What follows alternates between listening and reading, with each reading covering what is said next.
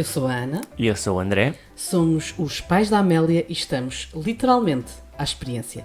Se bem se recordam, tínhamos acabado de chegar a casa, depois de uma estadia prolongada na maternidade. Vinha cansada, mas com aquela sensação de, afinal, consegui sobreviver ao parto. Uhul!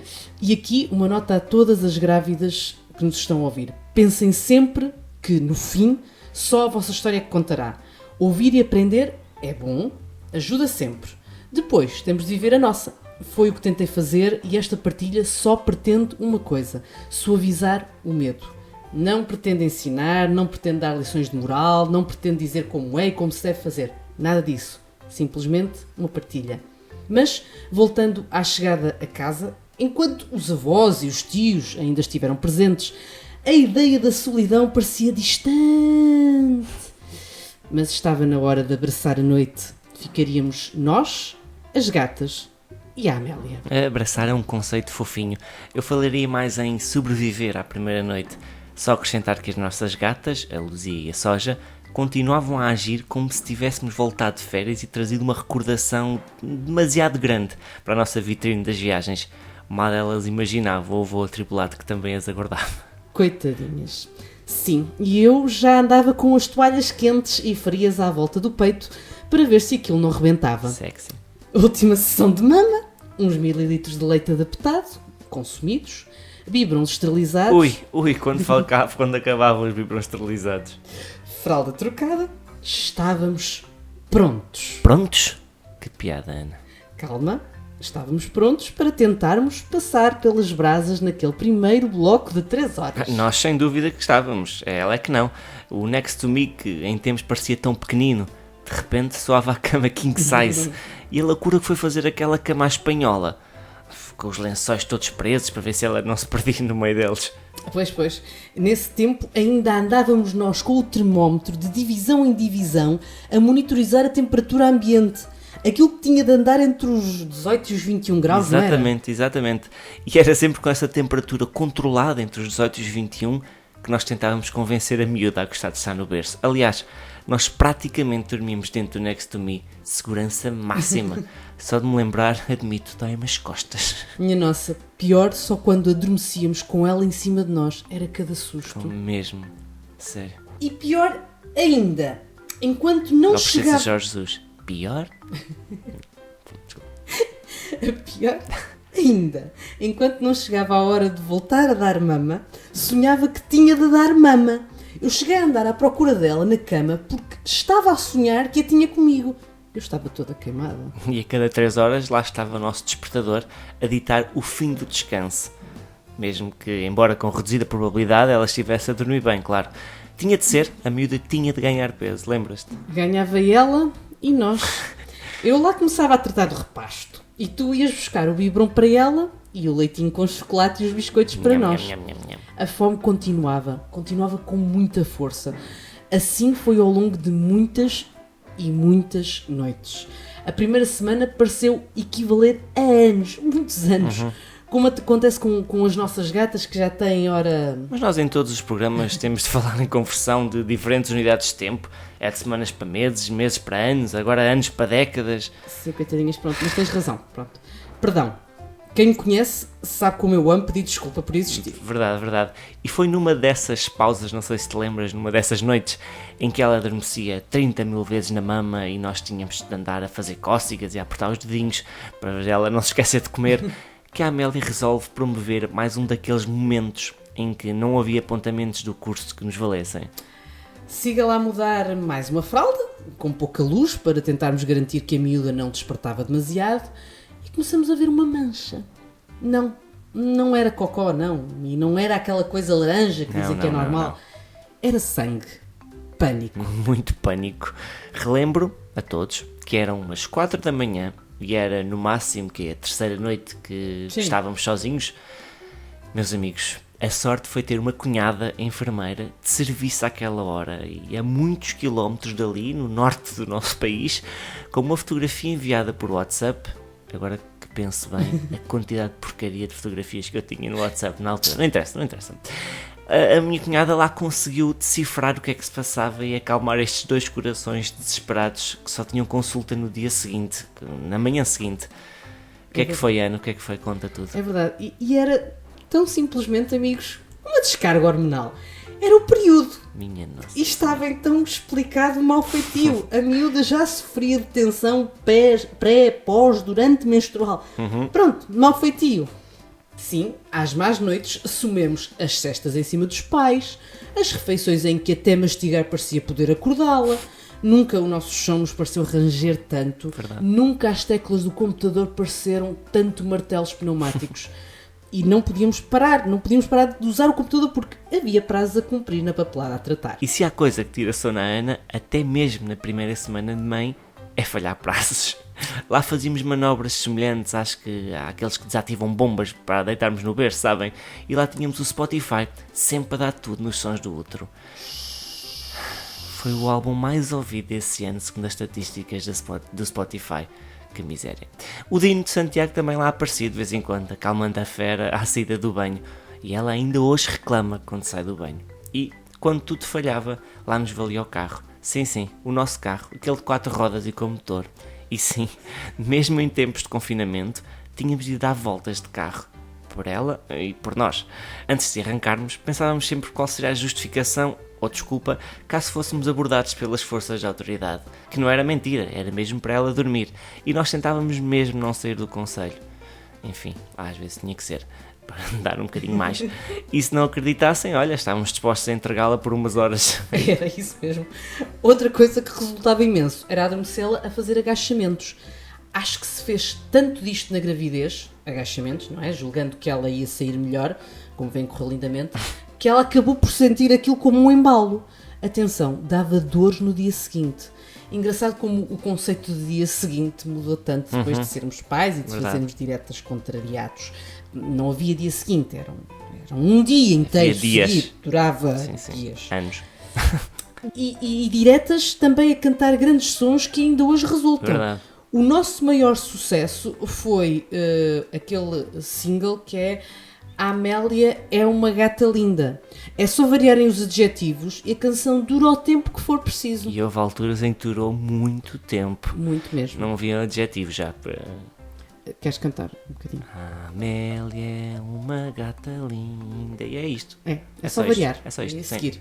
Juntemos a esta aventura, claro, o Cocó. Tarararam. Sim, amigos, vamos falar de Cocó. Se quiserem, saltem agora um bocadinho no tempo, porque isto vai ser nojento. É a vida. Os tão afamados guichos de Cocó que iam do rabo à parede, levando tudo à frente. Inclusive nós, pais. Verdade. E as fraldas por todo lado, e a roupa suja em montes, e os arrotos que nunca chegavam, os banhos em pânico para não deixar fugir aquele ser, a limpeza do cordão umbilical que deixava logo a Ana meio pálida. E o banco de sob o sushi que comeste pela primeira vez. Até que a meia Ana se lembrou de pensar sobre os eventuais riscos para ela, por causa de algo que pudesse passar para o leite. Nota. Amigos, quando somos pais, passamos facilmente de cocó a comida, ou de comida a cocó, como se nada fosse. Sim, é verdade. De cocó a comida, tranquilo. E sim, foi o pânico quando estava a saborear aquele meu primeiro sushi e penso, se calhar não devia estar a fazer isto. 9 meses depois de comermos sushi pela primeira vez, e o que é que a Ana faz? Pensa. Sim, é um grave problema que depois de sermos pais atravessamos. É pensar em tudo e achar que tudo é um perigo. Por falar em perigos, vamos falar sobre a primeira saída para irmos buscar o papel à maternidade. Sim, o papel que confirmava que havia nascido um bebê. Eu ainda não tinha a certeza. Estavas a dizer. Sim. Voltemos um bocadinho atrás. Se bem se recordam, nós saímos da maternidade a um sábado à noite, eram 21 horas, por volta disso, já não havia serviços a funcionar para nos darem o dito do papel. Por isso tivemos que voltar na segunda-feira para ir buscar o papel. Melhor do que esta saída, que pronto, ela nem saiu do carro neste caso, foi mesmo aquela inaugural, aquela em que fomos à pediatra. Basicamente e em resumo, será que a Amélia tem frio? Se calhar tem calor. Documentos, leite em pó, água, biberon, fraldas de pano, toalhetes, creme. Parecia a chamada à entrada do exame nacional. E desde o primeiro dia falhou sempre alguma coisa. É verdade. Eu só sei que quando chegámos ao consultório, sim, conseguimos entrar os dois, porque a Ana nem andar conseguia lá muito bem, quanto mais carregar o ovo. Uhul! A pediatra perguntou-nos logo se sentíamos frio. Assumo-vos que fiquei com cara de parvo a olhar, sem perceber a pergunta e a aguardar mais pistas. Ela insistiu: têm frio? Eu bloqueei e faço como aquele jogo, aguardei a ajuda do público. Lá explicou o básico e que só 2 pais desesperados não percebem. Estávamos a agasalhar demasiado a miúda. Pois. Eu passei a odiar tomar decisões tão impactantes como esta. Que roupa leva amanhã a Amélia? Toca a consultar o IPMA? Melhor, só o meu pânico a falar com a enfermeira da triagem porque a Amélia tinha uma pele levantada junto a uma unha. A cara da desgraçada a olhar para mim, na dúvida se estava a perceber bem a minha questão, era impagável. Por falar em pediatra, se houve um momento que me fascinou ao longo da gravidez, foi ter havido uma consulta pré-nascimento com a futura pediatra. Houve uma consulta, mas ainda sem paciente. Um casting em que o júri principal fica caladinho, sabes? Agora não há consulta que façamos sem berros. Verdade. Diz imenso, em todas, e está claramente a recuperar o tempo perdido. E dá tão pouco jeito numa consulta em que queres ouvir tudo para poder cumprir tal e qual como uma lei, dá imenso jeito realmente ter uma criança a gritar. Ah, ok, o supositório é pela boca. Ok. Estou a gozar, calma. Não tentamos. Sim, meus amigos, a pediatra diz e é tipo palavra do senhor. Tudo é seguido à risca. Então, naquele primeiro mês de vida, mesmo que tentássemos puxar pela criatividade, aquelas cabecinhas ensonadas, dali só saía a asneira. Verdade. Por isso, mais valia mesmo seguir o livro de instruções. E melhor do que a reação da Amélia às batas brancas, como sabem, são mesmo as da Ana. Uhul. Dia das primeiras vacinas. Então vá, André, tu tens mais jeito, ou lá o que é? Sim. E é claro que eu fui, não é? Eu só lamento que nesta fase, por causa da Covid, tanto tenha sido vivido por apenas um de nós. Numa etapa tão desafiante, deveria ter sido possível viver mais lado a lado e não tão à espera no carro. E mais, os pais são tão capazes e responsáveis quanto as mães. Aliás, não esqueçamos, nesta equação, quem decide abraçar este desafio a solo. Corajosos. Não vou voltar a fazer uhul, porque já fiz demasiadas vezes neste episódio. Mas neste caso das vacinas, eu assumo que agradeci ter podido ficar no carro. Mas assumo também que depois os nervos foram tantos, já não tinha unhas, que lá estava eu à porta do centro de saúde, aos círculos, a ligar para a minha irmã, que atenção, é farmacêutica, cobrando que ela me explicasse porque é que estavam a demorar tanto tempo. Entanto, leia-se uns minutos que pareceram horas, como é óbvio. E não imaginam o que eu tive de respirar fundo quando vi aquela quantidade de sangue no teste do pezinho. É preciso falarmos sobre isto, as pessoas têm de ir preparadas. Aquilo é um mar de sangue. É verdade, é mesmo. Eu ainda não consigo falar bem disso. Já passaram quase 2 anos. Mas sobrevivemos, cá estamos. Eu tratei das vacinas e, claro, do cartão de sócio do Benfica. E ainda hoje continuo sem perceber a ordem das prioridades. Então, vacinas, cartão de cidadão primeiro. E só depois Sporting do Benfica? Enfim, modernices. São papoilas saltitantes. Sim, é verdade, a foto que ela tem no cartão de cidadão não difere muito da que consta no cartão de sócio. Mas o cartão de sócio e o cartão de cidadão não são a mesma coisa? Lá está. Fazia parte da listagem de documentos obrigatórios. Faz toda a diferença. Isso e ver a estátua do rei, claro. Ela mudou radicalmente desde esse dia. Foram noites fantásticas. Ela... Não interessa, sentiu o toque do rei. E também ela parecia rainha nas apresentações à janela. Sim, confirma-se muito estilo Rei Leão. Connosco foi sempre à grande e digno de realeza. É assim, cada um tem o que merece. Até o casamento, reparem, o nosso casamento foi anunciado numa sessão de encerramento de um evento da organização onde trabalhávamos, imaginem. Giro. Foi. Mas quanto à apresentação da nossa filha, nada como um dia imaginámos que seria. Nada.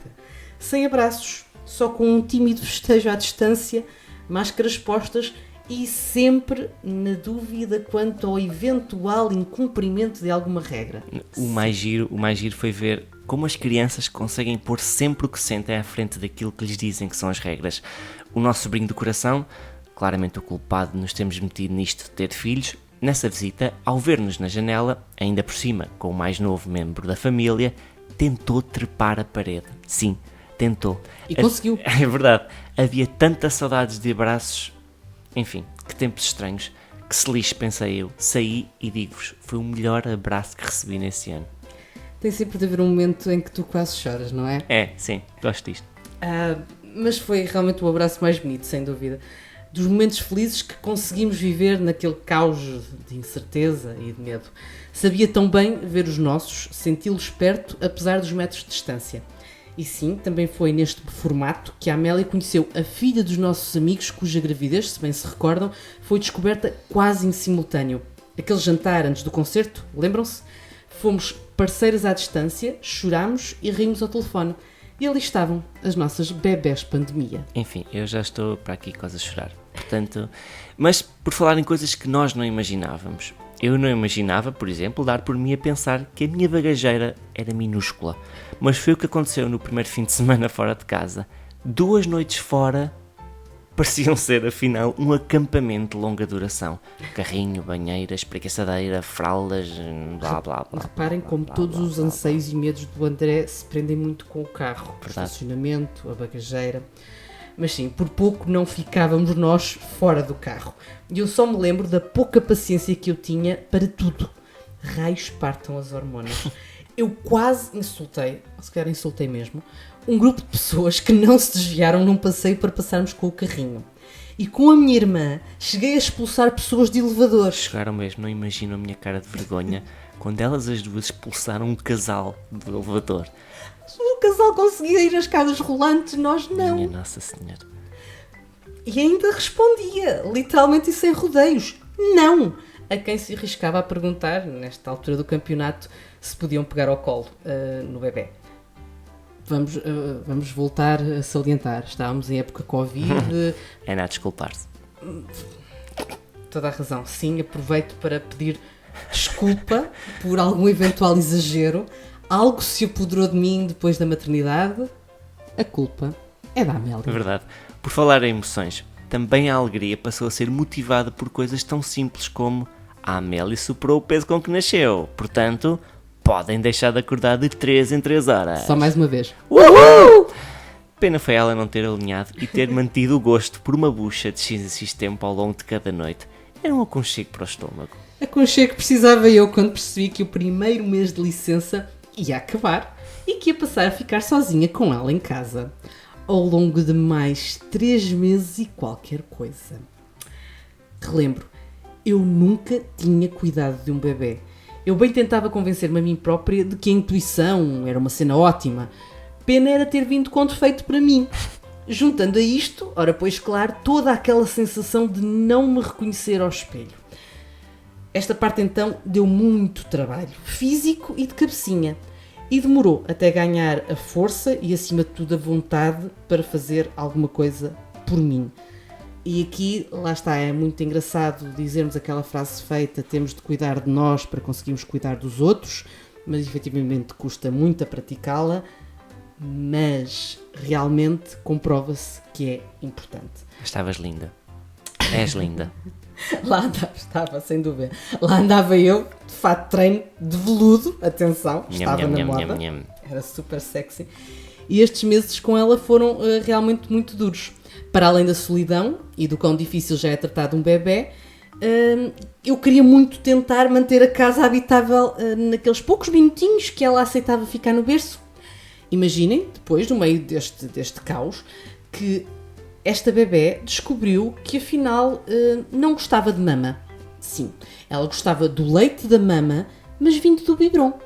Mais uma vez, Amélia a ser Amélia. Então, quando não estava a brincar com ela, ou a adormecê-la, ou com ela a dormir em cima de mim, que aconteceu muitas vezes, estava a extrair leite com a bomba. Isto depois de muitos dias a insistir na mama e a recusar a ideia de ir comprar uma bomba extratora e de acabar a extrair, entre aspas, manualmente, enquanto chorava baba e ranho, porque era uma incapaz. Mesmo bom, não é? Aqui valeu-me a tua clarividência, querido André, e de quem era claramente um posto de informações e de socorro permanente. Leia-se a pediatra, que perante aquele quadro, lindo, fantástico, super inspirador, claramente impôs o pragmatismo e nem perdeu tempo com SES. O que interessava é que todos estivessem bem. E eu, durante uns tempos, tive de me afastar de reflexões sobre o caráter vital da amamentação. Mesmo bem intencionadas, funcionavam como chicotes psicológicos dolorosos. Pronto, ninguém ousa dizer que uma licença de maternidade se confunde com férias. Não. E agora, um alerta. Vamos ter mais atenção ao pós-parto, a quem o está a viver e ao que pode ser realmente uma depressão que pede ajuda. E acabem por favor, com aquelas frases como: foste mãe, estás infeliz? Como é que isso pode ser? Olha quem não consegue. Olha se ela viesse com problemas de saúde. Malta, era bom que fosse simples, mas não é. E confundir esta tristeza com falta de amor ou incapacidade de compreender situações mais dolorosas vividas por outros não é bonito, nem é aconselhável, nem é justo. Por isso, antes de o fazerem, antes de verbalizarem, pensem no que se... Olha, recordem aquilo que se lê à beira da passagem de nível. Pare, escute, olhe e pensem antes de falar, por favor. Magoa tanto e nesta fase... Magoa mesmo, sim. E pais, reforçando o que disse, se puderem e podem, vivam isto da licença. É duro, muito duro, mas aproxima e ajuda-nos a conhecer menos mal, sim, menos mal, aquele ser misterioso. E sublinho, somos igualmente capazes. No mês em que fiquei sozinho com ela, registrei uma conquista. Consegui, depois de umas primeiras vezes com mais resistência, garantir que a miúda adormecia sozinha no berço. Não imaginou a minha alegria. Deitava na caminha, fugia e passado um bocadinho ela adormecia. Maravilha. Isso e introduzir sopas e papas. A primeira vez que comeu foi acompanhada via WhatsApp e Messenger por avós e tios. Foi em janeiro, todos confinados, claro, e ninguém queria perder aquele momento. A nossa sala, acreditem, parecia um estúdio de televisão. A inveja com que eu fiquei do teu mês. Não te estás com ela. Não, nada disso. Só mesmo teres conseguido instituir regras para a cesta e teres tempo para, por exemplo, lavar a louça. Porque, meus amigos, assumo que bom foi voltar ao emprego e pensar, falar, discutir sobre coisas que não fraldas, leite bolsado, cocós e xixis. Pronto, volta e meia, lá saía leitinho a meio de uma reunião mais longa, chegava-se com pedras a casa no lugar das maminhas, mas as saudades que eu tinha de trabalhar e ver pessoas. E não tardaria muito até que eu também tivesse de voltar ao meu trabalho e a Amélia entrar na escola. E é mesmo sobre isso que vamos falar no próximo episódio, escolas.